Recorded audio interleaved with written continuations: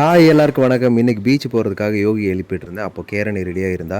கேரணியை கூட்டிகிட்டு அப்படியே பீச்சுக்கு போகலான்னு பார்த்தோன்னே வண்டியில் அவ்வளோ ஏறி உட்கார ஆரம்பிச்சிட்டா. ஏறி உட்காந்ததுக்கப்புறம் அப்படியே பீச்சுக்கு போயிட்டோம். பீச்சுக்கு போனதுக்கப்புறம் மாமா கூட கையை பிடிச்சி அப்படியே நடந்து வந்துகிட்டே இருந்தா. அப்படியே ரொம்ப ஹாப்பியாக சிரிச்சிட்டே வந்துட்டு இருந்தா.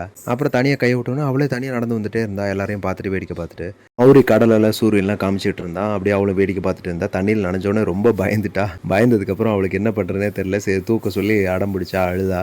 அப்புறம் மௌரி தூக்கினோடனே மூஞ்சில் ஒரு ஃபியர் இருந்துக்கிட்டே இருக்கும். நீங்கள் பார்த்தாலே தெரியும். அந்த ஃபியரோட மாமாவை கடல்லேருந்து கூப்பிட்டுக்கிட்டே இருந்திருப்பா.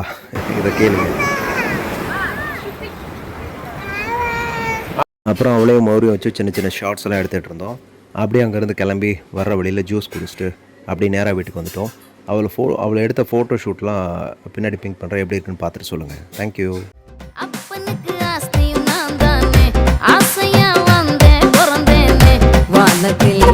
பட்டமா